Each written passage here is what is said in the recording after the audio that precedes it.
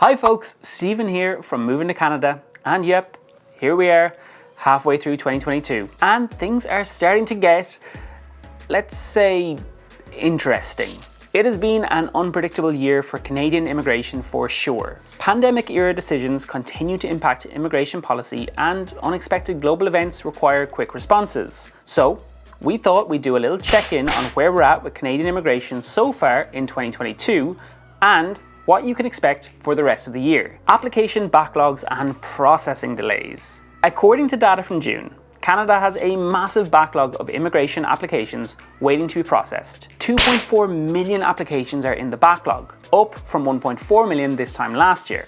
So, yeah, not good. More than 300,000 of the new applications have come through Canada's special program for Ukrainians fleeing the war, but the backlog has also grown due to an increase in applications from visitors, students and temporary workers, many of whom apply for their status at this time of the year. The backlogs and processing delays could have some pretty big impacts across immigration programs, as Canada directs more of their immigration resources to reducing the backlog, potentially creating further delays for other immigration programs. Express entry is back, baby.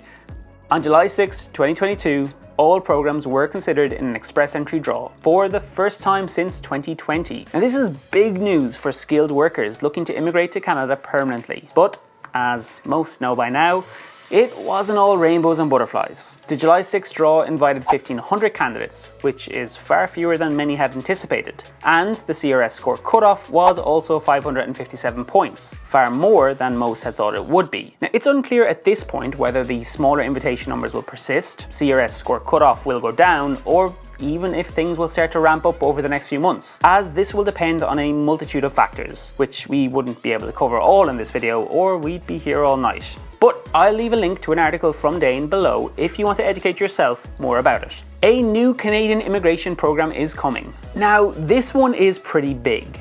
Just last month, Canada's Immigration Minister announced that he is working on a new immigration program for temporary workers and international students who are already in Canada. This program will allow applicants to apply for permanent residence more easily. Now, details about the program won't be released until September, but the new pathway could be a game changer for people who are already living in Canada as temporary residents.